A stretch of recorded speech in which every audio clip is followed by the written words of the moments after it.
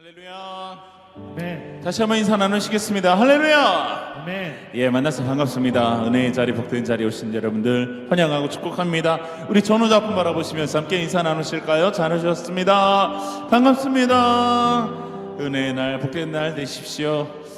오늘도 우리 가운데 그 생명으로 함께 하시고, 또 우리 가운데 기름 부으시고, 또 우리 가운데 그 은혜로 함께 임하실 그 하나님 앞에 우리가 믿음으로, 기대함으로 함께 주님의 보좌 앞으로 나아가기를 소망합니다. 우리 그 하나님 앞에 감사와 영광의 박수 올려드리시면서 함께 찬양하며 주 앞으로 나아갑니다.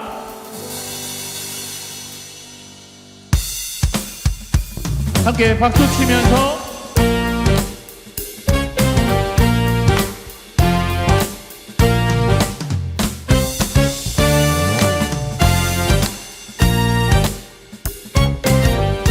함께 그 성령 하나님의 은혜를 기대하시면서 함께 고백합니다. 인들의 마른 풀같이 시드는 나의 영혼, 주님의 약속한 성령 간절히 기다리네. 밤으로 메마른 땅에 비를 내리시는 성령의 단비를 부어 새 생명 주옵소서. 아멘. 반갑게 반가운 빗소리 들려 산천이 춤을 추네. 봄비로 내리는 성령 내게도 주옵소서. 하늘로 메마른 땅에 단비를 내리시는 성령의 단비를 부어 새 생명 주옵소서.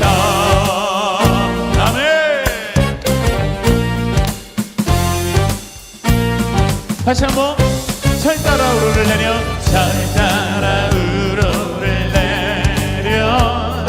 조목이 무성하니 발급한 내 심령 위에 성령을 부으소서.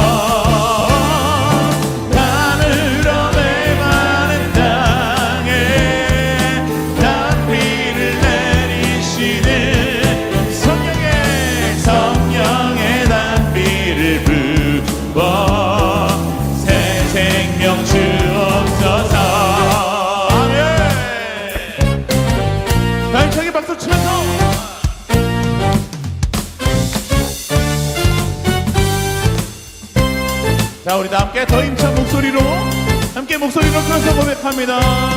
참되신 사랑의 언약, 참되신 사랑의 언약 어길 수 있사오냐. 오늘의 흡족 하늘에 주실 줄 믿습니다.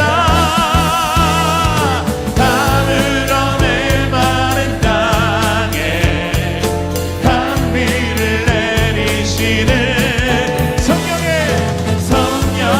단비를 부어 새 생명. 한 번 더 선포합니다. 밤으로 메마른 땅 단비를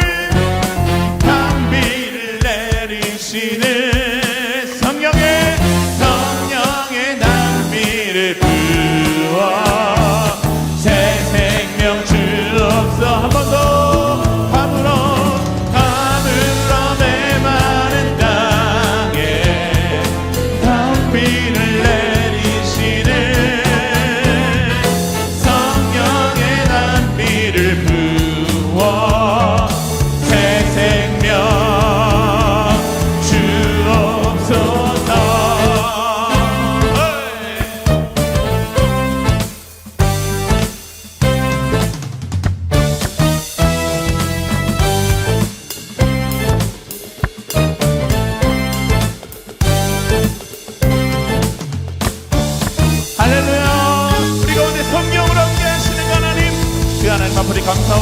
돌려드리겠습니다. 네.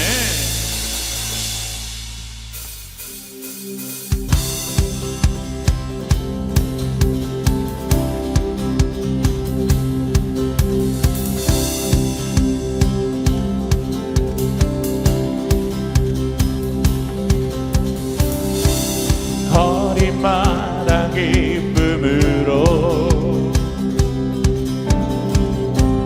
춤을 추게 하시고 주의 백성 기도할 때 이 땅 회복하소서. 다시 한번 거리마다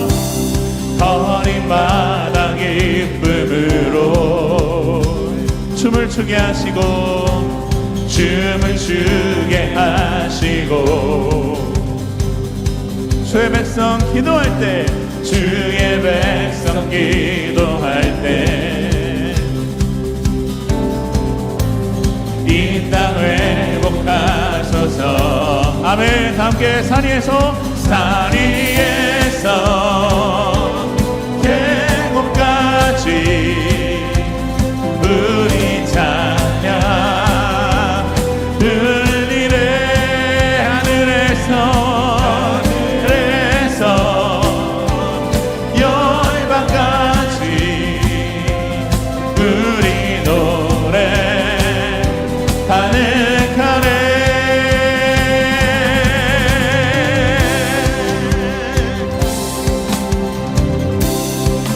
다시 한번 믿음으로 십자가 앞에 행할 때 주의 빛 비추시고 물이 바다 덮음같이 주 영광으로 채우시옵소서. 주 영광 채우소서.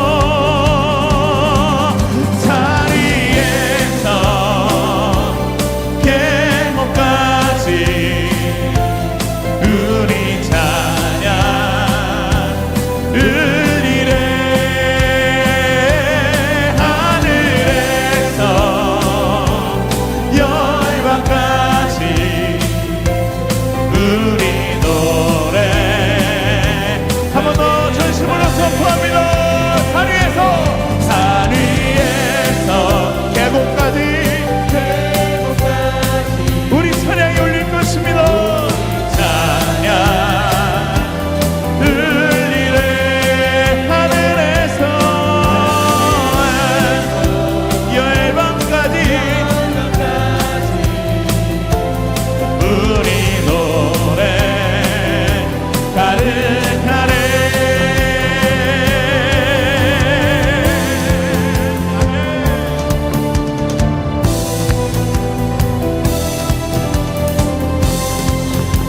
함께 할렐루야로 주님 앞에 찬양합니다. 할렐루야 할렐루야 할렐루야 할렐루야. 다 함께 할렐루야 할렐루야 할렐루야 할렐루야 할렐루야. 한 번 더 할렐루야 할렐루야 할렐루야 할렐루야 할렐루야. 산 위에서 산 위에서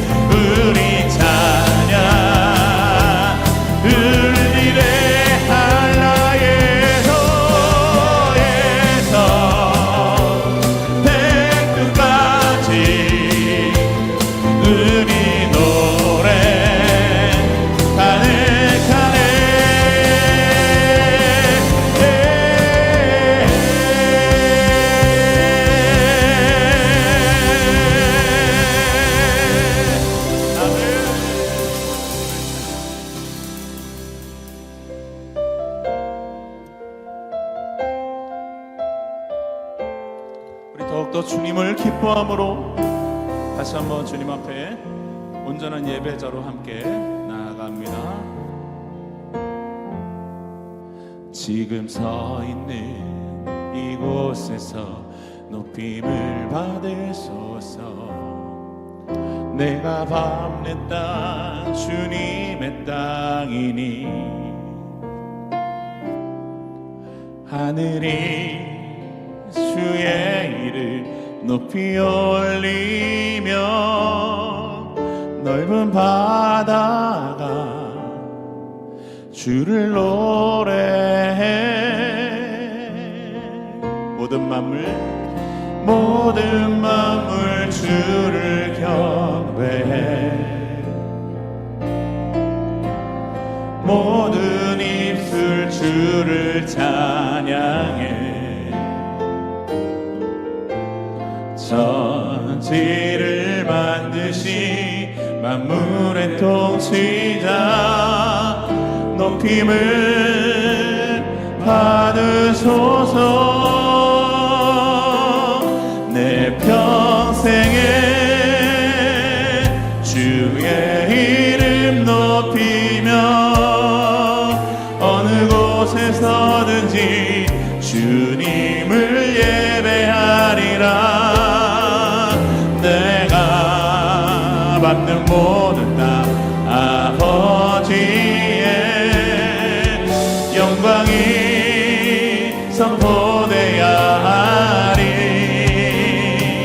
찬양하며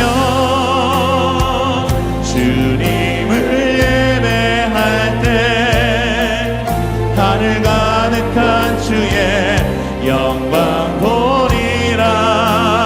나를 통하여 나의 입술을 인하여 주의 이름 높임을 받으소서. 다시 한번요. 지금 서 있는 이곳에서 높임을 받으소서. 내가 밟는 땅 주님의 땅이니 아멘. 하늘이 주의 이름 높이 올리며 넓은 바다가 주를 노래해. 모든 만물 주를 경배해. 모든 입술 주를 찬양해. 천지를 만드신 만물의 통치자 높임을 받으소서. 함께 두 손을 높이 들고 내 평생에 주의 이름 높이며 어느 곳에서든지 주님을 예배하리라. 내가 밟는 모든 땅 아버지의 영광이 선포되야 하리. 찬양하며 주님을 예배할 때 하늘 가득한 주의 영광 보리라. 나를 통하여 나의 입술을 인하여 주의 이름 높임을. 자, 우리 함께 전심으로 목소리 높여서 내 평생에 주의 이름 높이며 어느 곳에서든지 주님을 예배하리라. 내가 밟는 모든 땅 아버지의 영광이 선포되야 하리. 찬양하며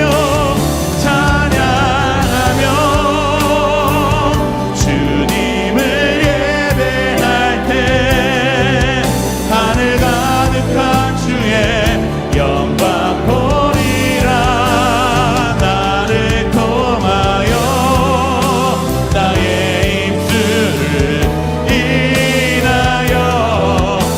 주의 이름 높임을.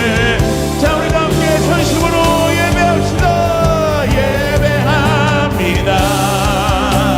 찬양합니다. 오직 주님만 날 다스리소서. 예배합니다. 찬양합니다. 주님 홀로 높이 한 번 더 선포하면서 예배합니다. 예배합니다.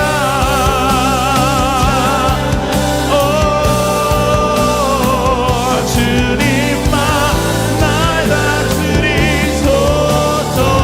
예배합니다. 찬양합니다. 오직 주님 홀로 높임 받으소서. 주님 홀로 높임 받으소서. 홀로 높임 받으소서. 오직 주님 홀로 높임 받으소서. 할렐루야. 우리 예배를 받게 합당하신 하나님 앞에 다시 한번 큰 박수로 영광 올려드리겠습니다. 주님을 찬양합니다. 이 시간 우리 다시 한번 믿음으로 주님 앞에 합심하여 기도함으로 나아갑니다. 하나님, 이 백성들이 드리는 예배를 주님께서 기쁨으로 훈명하여 주시옵소서. 이 거룩한 성회의 자리 가운데 주의 영으로 충만하게 임재하여 주시고 만 백성들 기쁨으로 전패 나아갈 때에 주님의 영광으로 이곳 가운데 함께하여 주시옵소서. 무엇보다도 말씀 전하시는 담임 목사님 그 입술에 성령의 권능으로 함께하여 주시옵소서. 우리 다 함께 주여 한번 크게 외치고 간절히 합심하여 기도하며 나아갑니다. 주여.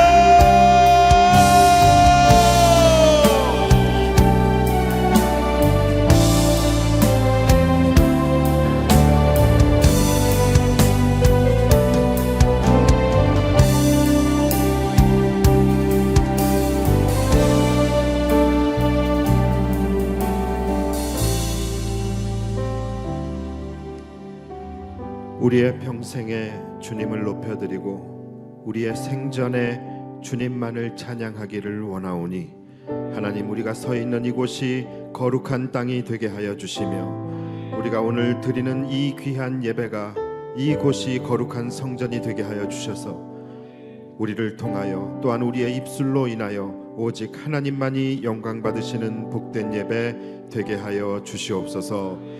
오늘도 주님이 찾으시는 그 예배자가 되기를 소원하오니 우리의 마음을 다하여 살아계신 하나님을 높여드리고 주님의 영광을 돌려드리며 나아갈 때에 오늘 이곳에 임하여 주신 성령님께서 우리의 심령 가운데 하나님의 놀라운 은혜를 충만히 채워 주시옵소서.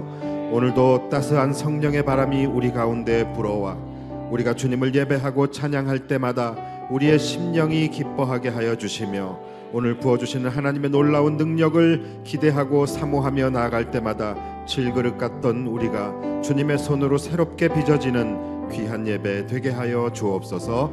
감사드리며 예수님의 이름으로 기도하옵나이다. 마태복음 24장에 이제 들어가게 되었습니다. 마태복음 24장은 종말론에 관한 말씀입니다. 우리가 지난주까지 나눴던 23장부터 시작해서 오늘부터 또 시작되는 24장의 말씀도 그렇고 참 우리가 말씀을 묵상하기에는 조금 불편한 부분도 있고 또 우리의 마음 가운데 두려움을 가지게 되는 그런 말씀들이 많이 나오고 있어요. 그러나 여러분, 항상 몸에 좋은 약은 입에 쓰듯이 이 말씀들은 우리에게 어찌 보면은 가장 중요하고 또 가장 필요한 말씀이기도 합니다. 그렇기 때문에 더 두렵고 또 더 불편한 부분이 있는 것이겠죠. 우리가 안전하게 구원에 이르기를 원하고 또 임박해 오는 종말의 때를 우리가 잘 준비하기 위해서는 요즘 우리가 주일을 통하여 함께 나누고 있는 이 말씀들을 여러분들이 절대로 놓쳐서는 안 되는 것입니다. 왜냐하면 바로 저와 여러분들의 구원의 문제와 직결된 문제이기 때문에 그렇습니다. 자, 그래서 오늘도 말씀을 잘 들어주시기를 부탁합니다. 자, 일단 오늘 말씀의 배경은 이렇습니다.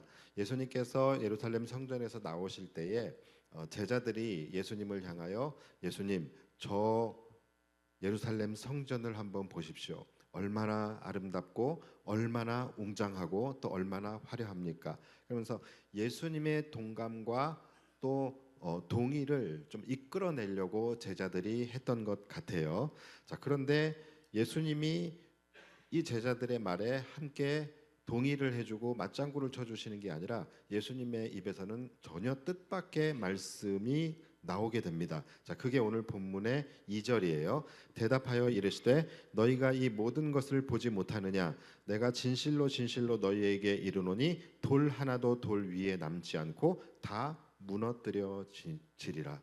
자, 그러니까 지금 제자들은 예수님에게 예루살렘 성전을 막 칭찬하면서 저 예루살렘 성전 얼마나 위대합니까? 얼마나 웅장하고 화려합니까? 이렇게 이야기를 하고 있는데 예수님은 그 성전이 이제 무너질 것이라고 예언을 하시는 거예요. 너희들은 지금 저 건물의 화려함과 웅장함만 보이느냐라는 거예요. 자, 그때에 이 제자들은 적잖은 충격을 받은 것 같아요. 왜냐하면 여러분 이들에게 있어서 예루살렘 성전이라고 하는 것이 상징하는 것이 있어요. 예루살렘 성전이 이들에게 가지고 있는 의미가 너무나도 커요. 예루살렘 성전은 유대인들에게는 거의 전부나 다름없습니다. 이스라엘의 그냥 전부예요. 그리고 이스라엘 자체입니다. 그러니까 예루살렘 성전이 무너진다라고 하는 말씀은 곧 이스라엘의 멸망 또는 더 나아가 세상의 종말을 이들은 그렇게 느껴질 수밖에 없게 된 거예요. 그래서 근심하던 제자들이 이제 예수님께서 감람산에 앉으셨을 때 조용히 다가가서 예수님께 조심스럽게 묻는 장면이 이제 오늘 본문의 3절입니다. 예수께서 감람산 위에 앉으셨을 때에 제자들이 조용히 와서 이르되 우리에게 이르소서 어느 때에 이런 일이 있겠사오며 또 주의 임하심과 세상 끝에는 무슨 징조가 있사오리까? 자, 여러분 분명 예수님은 예루살렘 성전의 멸망에 대해서 말씀을 하신 거예요. 그렇죠? 그런데 이들은 이것을 뭘로 받아들인 거예요? 세상의 멸망으로 받아들인 거예요. 그래서 지금 세상의 종말에 대해서 지금 묻고 있지 않습니까? 그만큼 이 예루살렘 성전의 멸망이라는 것이 이들에게는 온 세상의 멸망으로 받아들여졌다라는 거예요. 여러분 그런데 이처럼 어떤 대상이나 상황에 대하여 과도한 의미 부여를 하게 될 때, 그리고 그것이 내가 내 인생 속에서 너무나도 큰 의미를 가지고 있을 때에 그 일에 대해서 우리는 좀 더 비약적으로 확대해서 해석하게 되어지는 경향이 우리에게 있을 수 있습니다. 다시 말해서 우리의 생각이 확대 해석을 하게 되어지는 거예요. 저는 우리의 모습 속에도 이러한 부분들이 많이 나타나고 있다라고 생각을 합니다.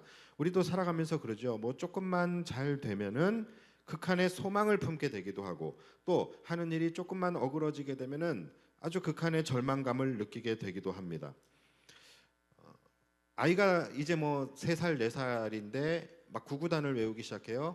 그러면 우리 아이가 영재인가 보다라는 그런 생각을 하게 되죠. 또 아이가 걸음마가 느려요. 그러면 우리 아이에게 뭔가 문제가 있는 게 아닌가, 장애가 있는 게 아닌가 이런 걱정을 하게 되기도 하죠. 왜 그런 걸까요? 이 아이라는 존재가 부모에게 이 느껴지는 그 의미가 뭡니까? 너무나도 귀하고 너무나도 소중하고 너무나도 크기 때문에 그래요. 그러니까 우리가 어떤 대상에 대해서 그 상황에 대해서 의미를 부여하면 할수록 그 상황에서 일어나는 일들에 대해서 우리는 계속해서 확장된 해석을 할 수밖에 없게 된다라는 것이죠. 이것은 영적으로도 마찬가지예요. 내 인생의 의미가 크면 클수록 내가 삶에서 어떠한 조금 뭔가 되는 것 같아 보이면 야 하나님께서 내 인생에 이제 막 은혜의 대로를 열어주시려나 보다라는 그런 기대감을 갖게 되기도 하고 내 인생이 조금만 좀 힘들어지고 조금만 안 풀리게 되면은 하나님께서 내 인생을 외면하시나 돌아보지 않으시나 내 인생을 버리셨나 라는 그런 확장된 생각으로 나아가게 된다라는 거예요. 여러분 저 역시도 목회 현장에서 그럴 때가 있어요. 하나님께서 우리 새 영광교회에 새 가족들을 이렇게 많이 보내주실 때가 되면은 그때 되면은 야 하나님께서 이제 우리 새 영광교회에 막 부흥의 포문을 열어주시려나 보다라는 그런 기대감을 갖게 되고 또 새 가족들이 좀 뜸하고 좀 교회가 정체되는 느낌이 들고 그러면은 하나님께서 우리 교회를 기뻐하시지 않는가? 우리 교회가 뭔가 하나님에게 뭔가 이렇게 좀 잘못하는 것이 있는가? 이런 그런 생각을 가지게 돼요. 교회가 평안할 때는 하나님께서 우리 교회에 이제 은혜의 때를 열어주시려나 보다라는 그런 막 기대감을 갖게 되고 또 교회에 이런 일 저런 일이 생기게 되면은 하나님이 우리 교회를 돌보시지 않는가라는 그런 생각을 하게 되기도 해요. 이처럼 우리는 삶의 상황들에 대해서 너무나 큰 의미를 부여하게 되고 확장 해석하게 되어지는 그러한 일들이 종종 일어나게 됩니다. 그런데 여러분 이 생각이 확장되어 나아가는 것 이것이 사실은 굉장히 위험한 것입니다. 성도들에게 있어서 성도들의 생각이 계속해서 더 나아가게 되고 확장되어 나아가게 됐을 때 그 끝에는 반드시 하나님이 계시게 되거든요. 그래서 이것이 하나님이 열어주시는 건가 또는 하나님이 버리시는 건가 이렇게 결론이 내려지게 되는 거예요. 그래서 내 생각이 확장되어 나아갈수록 결론은 이제 하나님으로 이제 마무리가 되는 것이죠. 이것이 하나님이 주신 것이다. 그래서 여러분 이런 생각들이 굉장히 어떻게 보면 우리 안에서 위험성을 가지고 있고 굉장히 잘못된 사고로 나아갈 수 있는데 그 이유는 모든 것의 원인이 하나님이 되어버리게 됩니다. 그리고 내 생각이 확장되어 나가서 하나님으로 결론이 내려지기 때문에 결국은 내 생각과 하나님의 생각을 동일시해버리게 되는 그런 오류를 우리가 범할 수 있는 가능성이 커지게 되는 거예요. 그래서 내 생각이 곧 하나님의 생각이다. 즉 내 생각이 이러니 하나님의 생각도 이럴 것이다 라고 단정해버리게 되는 거예요.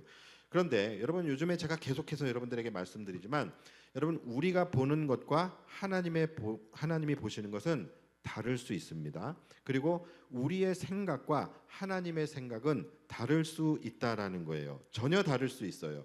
우리의 생각에는 지금 이 상황이 고난의 상황이라고 생각되어질 수 있겠지만 하나님이 보실 때는 이것이 은혜의 때일 수 있는 것입니다. 또 반대로 우리 생각에는 지금이 은혜의 때라고 생각되어질 수 있지만 하나님이 보실 때는 굉장히 심각한 영적 위기의 때로 보실 수도 있다라는 거예요. 실제로 그랬죠.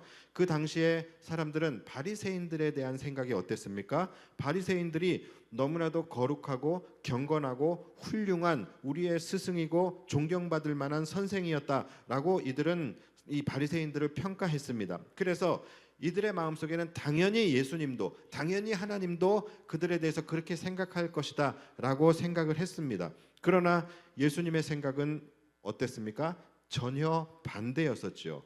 예수님의 눈에 그들은 멸망받을 자들이었던 것이죠. 심지어 바로 직전에 23장 33절에서는 예수님께서 바리새인들을 향하여 뭐라고 말씀을 하시냐면 뱀들아 독사의 새끼들아 너희가 어떻게 지옥의 판결을 피하겠느냐 이런 말씀까지 하셨단 말이죠. 그러니까 예수님의 눈에 바리새인들은 멸망받을 자들 지옥에 갈 자들이었다라는 것입니다. 여러분 그래서 우리는 항상 나의 생각과 하나님의 생각이 동일할 것이다 라는 생각을 내려놓아야 합니다. 나의 생각이 이렇다면 하나님의 생각은 어떠실까를 우리는 기도하는 가운데 성령님께서 깨닫게 하시기를 구해야 되는 거예요. 그래서 나의 생각과 하나님의 생각이 동일한지를 항상 우리는 점검해야 하고 또 동일하지 않다면 나의 생각을 하나님의 생각에 맞춰 나아가는 것 여러분 이것을 우리는 믿음 생활이라고 하는 것입니다. 우리가 하나님의 생각을 함부로 단정하거나 또는 하나님의 능력을 우리가 함부로 재단해서는 절대로 안 되는 것이죠. 제자들은 자신들의 눈에 예루살렘 성전이 너무 아름다웠던 거예요. 너무 웅장하고 너무 화려하고 너무 자랑스러웠던 겁니다. 그래서 이들의 마음속에는 당연히 예수님도 그렇게 생각하실 거라고 생각을 했고 당연히 지금 저 예루살렘은 하나님께서 기뻐하시는 성전이고 지금 저 성전이 서 있는 저 자태는 하나님의 영광과 위엄을 드러내기에 충분하다라고 그렇게 생각을 했던 거예요. 그래서 예수님께 함께 동의를 구하는 그런 말씀을 드렸는데 예수님의 생각은 정반대였죠. 저 성전은 이제 곧 돌 위에 돌 하나도 남기지 않고 무너뜨려질 것이다. 이렇게 예언을 하신 겁니다. 우리가 이런 부분들을 조심해야 돼요. 또 반대의 경우도 있을 수 있습니다. 안 좋은 상황에 대해서 우리는 너무 그것을 확장시켜서 생각을 하게 된다라는 거예요. 예수님의 대답은 뭐였습니까? 예루살렘 성전에 대하여 저 성전은 이제 곧 무너지게 될 것이다 라는 것을 말씀하셨어요. 자, 그랬더니 제자들의 반응이 어땠습니까? 또 그 말씀을 어떻게 해석했어요? 이제는 안 좋은 쪽으로 확대 해석을 해버린 거예요. 그래서 이제 전혀 우리에게는 소망이 없는 세상의 멸망으로 이들은 이해를 했다라는 거예요. 여러분, 이건 역시도 우리의 삶 속에서 너무나도 빈번하게 일어나고 있는 실수 중에 하나입니다. 우리는 살아가면서 조금만 안 좋은 일을 만나면 마치 세상이 무너질 것처럼, 그리고 내 인생이 끝난 것처럼 그렇게 확대해서 해석하게 될 때가 많아요. 사실은 뭡니까? 삶의 일부가 무너진 거예요. 삶의 일부가 흔들거리는 겁니다. 그런데 마치 삶의 전부가 무너진 것처럼, 삶의 전부가 막 흔들리게 되는 것처럼 우리는 확대해서 생각을 하는 거예요. 물론 그렇게 생각하게 되어지는 데에는 여러 가지 이유가 있을 수 있겠죠. 아까 말씀드렸듯이 내 삶에 무너진 그것이 가지고 있는 의미가 너무 크기 때문에, 그리고 그것이 마치 내 삶의 전부인 것처럼 생각될 만큼 나에게는 너무나도 소중하고 귀한 그런 대상이기 때문일 수 있습니다. 그러나 여러분, 실제는 그렇지 않다라는 거예요. 지금 내 삶에서 무너진 것은 내 삶의 일부인 것이고 전부가 아닙니다. 이 땅에서 우리가 생각할 때는 큰 일로 여겨질 수 있습니다. 그러나 이것이 영원의 관점, 영생의 관점에서 보면은 100만 분의 1, 1000만 분의 1도 안 되는 아주 작은 일일 수 있다라는 것이죠. 그거 하나 때문에 내 인생의 전부가 무너진 것처럼 그렇게 확대 해석하면 안 된다라는 거예요. 여러분, 진짜 큰 일은 그것이 아니에요. 진짜 큰 것은 뭡니까? 천하보다도 귀중하게 여기시는, 천하보다도 크게 여겨주시는 나의 영혼이 무너져 버리는 거예요. 여러분, 이것이 진짜 큰일입니다. 그러니까 우리가 삶에서 겪게 되어지는 그런 작은 일, 내 삶의 일부를 건드리는 그런 작은 일 때문에 하나님께서 천하보다 귀하게 여기시는 여러분들의 영혼을 놔버리거나 내팽개쳐 버리거나 무너뜨려 버리시면 절대로 안 되는 것입니다. 지금 우리가 겪고 있는 이 상황이 너무나도 커 보이고 또 지금은 그 고통이 너무나도 크게 느껴질 수가 있겠지만, 여러분, 그것은 삶의 전부가 아니라 일부입니다. 그리고 그마저도 시간이 지나면 다 회복될 수 있는 일들인 거예요. 그러니까 삶의 어떠한 부분이 무너졌다고 마치 내 인생이 무너진 것처럼 생각하지 마시고, 또 우리가 살아가다 보면 여러 가지 일들을 당할 수밖에 없습니다. 우리가 뜻밖의 상황들을 마주하게 된다 할지라도 그때마다 내 앞에 닥친 고난이, 내 앞에 닥친 이 시련의 상황이 결코 내 인생의 전부는 아니다라는 것을 여러분들이 꼭 기억하시면서 하나님께 기도하며 하나님의 도우심을 구하며 나아가다 보면은 하나님께서 견딜 힘도 주시고 또 이기게도 하시고 결국은 합력하여 선을 이루어 가시며 회복시키시는 그 하나님의 일하심을 우리는 반드시 경험하게 될 줄 믿습니다. 그러니까 우리가 삶을 살아가면서 삶의 상황을 피할 수는 없습니다. 그러나 피할 수 없는 삶의 상황, 그것보다 훨씬 더 중요한 것은 여전히 내 삶의 전반에 걸쳐서 부어지고 있는 피할 수 없는 하나님의 사랑과 은혜라는 것을 여러분 꼭 기억하시기 바랍니다. 피할 수 없는 삶의 상황 속에서 내가 지켜내지 못했던 것들이 있을 수 있어요. 그러나 여러분, 그것들보다 훨씬 더 중요한 것은 아직 내게 남아있는 나의 영혼과 나의 믿음을 지켜내는 것, 여러분, 그것이라는 것을 여러분 꼭 기억하며 살아가시기를 주님의 이름으로 축원합니다. 제자들은 이 예루살렘 성전의 종말을 마치 세상의 종말로 인식하며 두려운 마음으로 예수님께 질문을 하게 되죠. 그것이 3절의 말씀입니다. 제가 다시 한번 읽어드릴게요. 예수께서 감람산 위에 앉으셨을 때에 제자들이 조용히 와서 이르되 우리에게 이르소서 어느 때에 이런 일이 있겠사오며 또 주의 임하심과 세상 끝에는 무슨 징조가 있사오리까. 자, 지금 제자들이 종말에 대해서 지금 묻고 있는 것입니다. 자, 그런데 지금 이들이 종말에 대해서 지금 묻고 있는 그 내용이 두 가지예요. 크게 두 가지로 나눌 수가 있습니다. 첫 번째가 뭐냐면 그때가 언제입니까요? 즉 시기에 대한 질문입니다. 그리고 두 번째가 뭐냐면 그때에 무슨 일이 일어납니까? 예요. 다시 말해서 종말의 때에 나타나게 될 징후 또는 징조가 무엇입니까? 라는 것을 지금 묻고 있는 거예요. 자, 여러분 지금 딱 들었을 때 여러분들도 궁금하죠. 그렇죠?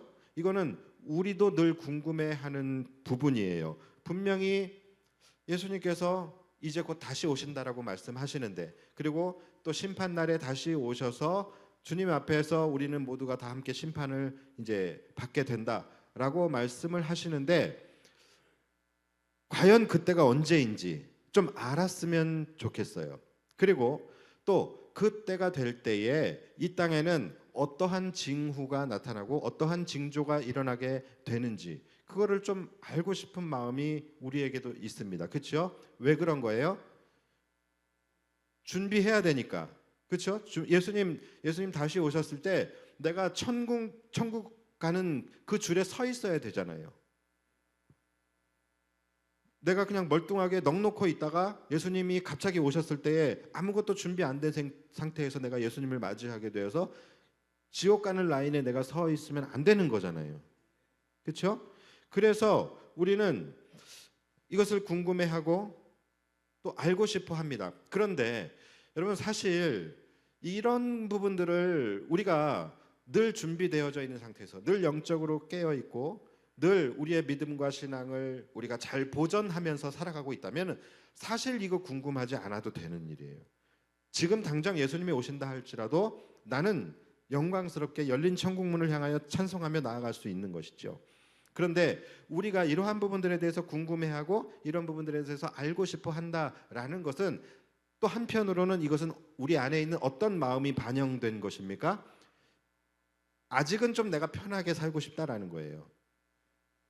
내가 지금 뭐 평상시에는 좀 편하게 좀 러프하게 신앙생활을 하며 살다가 예수님 오실 때쯤에 사인이 오면 그때 그 징조가 좀 나타나면 그때부터 내가 이제 예수님을 맞을 준비를 해야겠다라는 그런 공산이 있는 것이죠.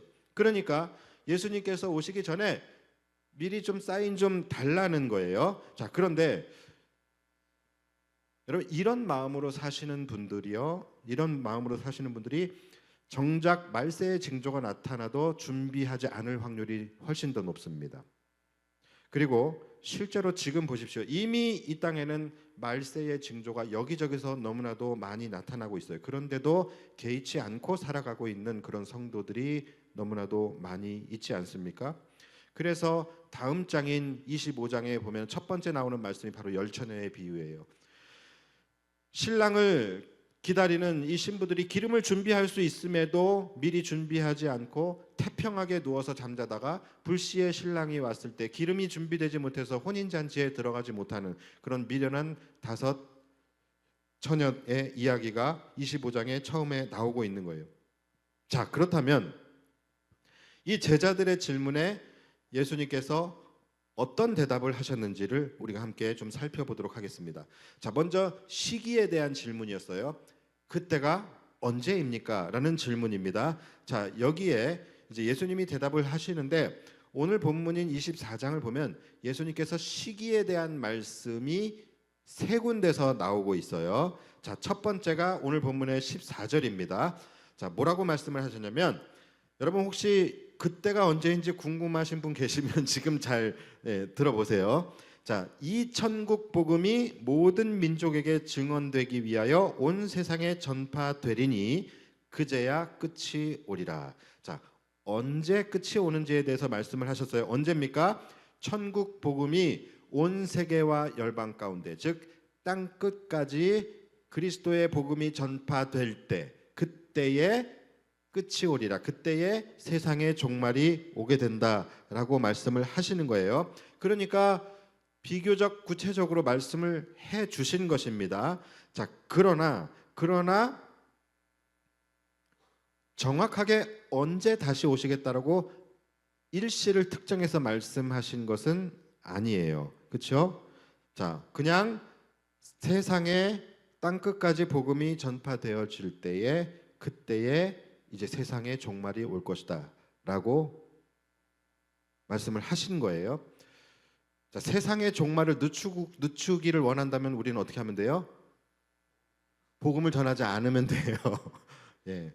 그러나 우리가 하지 않는다고 해서 복음이 전해지지 않는 것은 아닙니다. 자, 어쨌든 시기는 그때라는 거예요. 자, 그리고 예수님께서 시기에 대해서 말씀하신 두 번째 말씀이 바로 34절에 나옵니다. 내가 진실로 너희에게 말하노니 이 세대가 지나가기 전에 이 일이 다 일어나리라. 이렇게 말씀을 하세요. 아까보다 조금 더 좁혀졌어요. 아까보다 조금 더 구체적이에요. 자, 이 세대가 지나가기 전에, 한 세대가 몇 년 정도로 보면 될까요? 한 100년 정도 보면 되겠죠. 그렇죠? 자, 한 세대가 지나가기 전에 이 일이 다 일어나리라. 자, 그러니까 지금 바로 이 말씀을 가지고서요, 많은 이단들이 이것을 왜곡해서 해석하고, 그래서 시한부 종말론이 나오는 겁니다. 참 말씀을 제대로 이해하지 못하고 제대로 해석하지 못하니까 이런 여러 가지 궤변들이 나오게 되는 거예요. 예수님께서 이 세대가 가기 전에 이 일이 다 일어나리라 이렇게 하신 말씀은 두 가지의 의미로 우리가 해석을 할 수 있습니다. 1차적으로는 말 그대로 예수님께서 말씀하시는 그 세대가 가기 전에 세상이 멸망하는 게 아니라 예루살렘 성전이 무너지는 것에 대해서 말씀을 하신 거예요. 그래서 실제적으로 그 세대가 가기 전에 주후 70년에 예루살렘 성전은 말씀의 예언대로 돌 위에 돌 하나 남기지 않고 싹 다 무너져 버리게 되죠. 그래서 1차적인 이 의미는 예수님이 말씀하시던 그 세대가 가기 전에 예루살렘 성전이 무너질 것이다를 예언하신 거예요. 그리고 두 번째 영적인 의미가 있겠죠. 영적인 의미로는 예수님이 다시 오시기 전에 오고 오는 모든 그 세대를 이야기하는 것입니다. 예수님이 오시기 전까지 살아가는 모든 세대를 말씀하시는 거예요. 그러니까 이 말씀이 예수님이 언제 재림하실지에 대한 재림의 때를 말씀하고 있는 말씀이 전혀 아니라는 거예요. 자, 그리고 세 번째로 시기에 대해서 언급하신 말씀이 또 나오는데 그것이 바로 36절입니다. 자, 이 말씀이 중요해요. 잘 들어보세요. 그러나 그 날과 그 때는 아무도 모르나니 하늘의 천사들도 아들도 모르고 오직 아버지만 아시느니라. 자, 이것이 예수님이 다시 오실 시기에 대한 대답이고 결론입니다. 자, 그날과 그때는 아무도 모른다라는 거예요. 하늘의 천사들도 모르고 또 아들도 모르고, 다시 말해서 예수님도 모르신다라는 거예요. 오직 누구만 아셔요? 아버지 하나님만 아신다라는 거예요. 그러니까 여러분 혹시라도 살아가면서 누가 언제 예수님 오신다, 언제 세상의 종말이 올 것이다 라고 이야기하면 여러분 어떻게 해야 돼요? 들어야 합니까? 아니죠. 곧바로 뒤돌아서 나오셔야 됩니다. 아시겠죠? 예수님도 모르는 일을 자기가 어떻게 압니까? 예수님도 언제인지 모르는데 자기가 어떻게 알아요? 그러니까 이런 이야기를 들으면 무조건 그건 이단입니다. 무조건 사입이고 무조건 여러분들을 지금 미혹하고 있는 거예요. 바로 나오셔야 됩니다. 제가 신대원에 들어갔을 때 신대원에 들어가자마자 기숙사에 저와 함께 기숙사 배정받은 그 룸메이트 전도사님이 있었는데 그 전도사님이 저에게 3일째 되는 날에 뭐라고 말씀을 하셨냐면, 박 전도사님, 이 세대가 가기 전에 예수님 오시는 거 아시죠? 이렇게 얘기를 해요. 그러면서 30년 안에 예수님 다시 오시는 거 알고 계시죠? 저한테 이렇게 얘기를 하는데 제가 그 이야기를 듣는 순간에 눈앞이 깜깜해졌어요. 야, 내가 이 사람이랑 어떻게 이 방에서 살아야 되나? 곧바로 뒤돌아서 도망가야 되는데 룸메이트니까 도망갈 수도 없어요. 그래서 저도 참 독한 게 그분이랑 말을 그 다음부터는 섞지 않았습니다. 그분만 보면은 주기도문을 외웠어요. 미혹될까 봐. 이렇게 여러분 교단 안에서도 이렇게 미혹하는 사람과 미혹당하는 사람이 있다라는 거예요. 여러분 이것이 바로 말세에 나타나게 되어지는 징조 중에 하나입니다. 자, 예수님께서 이 말세의 징조에 대해서 어떻게 말씀하시는지 우리가 한번 좀 살펴보겠습니다. 4절 말씀을 보시면 예수께서 대답하여 이르시되 너희가 사람의 미혹을 받지 않도록 주의하라. 여러분 무슨 말씀이에요? 마지막 때에는 어떤 자들이 나타난다라는 거예요? 미혹하는 자들이 나타난다라는 거예요. 5절 말씀, 많은 사람이 내 이름으로 와서 이르되 나는 그리스도라 하여 많은 사람을 미혹하리라. 여러분, 제일 우리가 조심해야 할 것이 바로 미혹입니다. 미혹. 많은 사람들이 누구의 이름으로, 알라의 이름, 부처의 이름, 이런 말도 되지 않는 이름으로 오는 것이 아니라 우리가 속아 넘어갈 만한 예수님의 이름으로 온다라는 거예요. 예수님의 이름으로 와서 내가 구원자다, 내가 메시아다, 내가 심지어 예수다라고 이야기하면서 여러분들의 마음을 미혹한다라는 거예요. 여러분, 지금 이런 일이 이 땅에 일어나고 있습니까? 아닙니까? 일어나고 있어요. 잘 아시네요. 치네요? 조심하셔야 됩니다. 여러분, 우리나라에만 신천지를 비롯해서 내가 보혜사다, 내가 구원자다, 내가 메시아다, 내가 예수다라고 이야기하는 사람이 무려 40명이 넘는다고 해요. 놀랍지도 않습니까? 40명이 왜 이렇게 많을까요? 왜 이렇게 많을까요? 답은 간단합니다. 그만큼 믿는 사람이 있으니까 많은 거예요. 수요가 있으니까 공급이 있는 것입니다. 믿는 사람들이 있으니까, 미혹당하는 자들이 있으니까 미혹하는 사람들이 생기는 것입니다. 정치인들 나와가지고서 말도 안 되는 이야기 하는 거 여러분 많이 들어보셨죠? 여러분, 그 사람이 모르고 하는 말일 것 같아요? 이거 말도 안 되는 말이라는 거 모르는 것 같아요? 알면서도 하는 거예요. 왜요? 믿는 사람들이 있으니까 하는 거예요. 따르는 사람들이 있으니까 하는 거예요. 미혹하는 사람들이요, 자기가 메시아라고 하는 사람들, 정말로 자기가 메시아라고 생각할까요? 아닌 거 본인들도 알아요. 그 밑에서 있는 측근들도 알아요. 그 사람들은 종교가 아니라 비즈니스로 하는 거예요. 그런데 미혹당하는 사람들이 있으니까 미혹하는 자들이 이렇게 계속해서 나오는 거예요. 그러니까 여러분 자신하지 말라라는 거예요. 이렇게 말도 안 되는 말을 하고 이렇게 정말 허무맹랑한 소리에 내가 미혹당할 것 같아? 대부분이 그렇게 생각하실 거예요. 그런데 여러분, 자신할 수 없다라는 거예요. 실제 미혹하는 사람들은요, 이런 얼토당토하는 말을 하는 그 사람이 아니라 그 사람 밑에서 조직적으로 움직이는 브레인들이 이 모든 것들을 다 하는 겁니다. 여러분, 요즘에 신천지에 포교하는 방법이 얼마나 다채롭게 진화되어져 가고 있는지 몰라요. 옛날에는 어땠어요? 성경 공부하자 그러고 데려가는 거예요. 그런데 지금은 그런 거에 속아 넘어가는 성도들이 없습니다. 그리고 그것을 이들도 알아요. 그러니까 이들이 계속해서 포교 방법을 진화시켜 나가는 거예요. 요즘 같은 때는요, 아주 그 젊은이들의 핫플레이스라고 하는 홍대 같은 데에서요, 젊은이들을 위한 콘서트를 열어버려요. 그리고 이름도 무슨 신천지 예수 장막교회 콘서트 이런 게 아니라 젊은이들, 청년들을 위한 힐링 콘서트. 전혀 알지 못해요. 이런 걸 열어버립니다. 그래서 청년들을 모아놓고 그들이 즐거워할 만한, 기뻐할 만한 공연들을 보여주고, 마지막에는 지금 청년들의 가장 큰 사회적 문제가 뭡니까? 청년들의 우울감, 우울증, 박탈감 이런 것들이잖아요. 이런 것들에 대한 이야기를 하고 이런 것들에 대한 상담을 진행해 주고서 멘토링이 되어줍니다. 그러면서 뒤에 상담사들이 쫙 앉아 있는데 다 신천지 간부들이에요. 그들과 상담을 하면서 이들의 가장 아픈 부분, 이들의 가장 취약한 부분들을 어루만져주고 터치해주면서 그때 그들 안에 교리를 집어넣는 거예요. 여러분, 이것은 속수무책으로 당할 수밖에 없는 거예요. 내가 아무리 조심한다고 해도요, 이런 식으로 여러분 마음 먹고 속이려고 들면 얼마든지 속을 수 있고, 마음 먹고 달려들면 얼마든지 넘어갈 수 있는 것입니다. 그래서 여러분, 우리가 할 수 있는 건 뭡니까? 항상 깨어 있어야 되는 거예요. 항상 깨어서 기도하고 내 믿음이 정말로 죽는 그날까지 지켜질 수 있도록 여러분 기도하시면서 여러분 믿음 생활, 영적 생활, 경건 생활에 만전을 기하셔야 됩니다.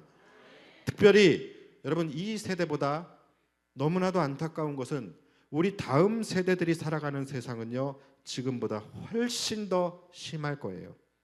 그래서 우리는 지금 우리 다음 세대들이, 우리 사랑하는 자녀들이 믿음 안에서 바로 설 수 있도록 우리는 도와주어야 하고 모든 투자를 아끼지 말아야 합니다. 이것이 우리 자녀들의 죽고 사는 문제예요.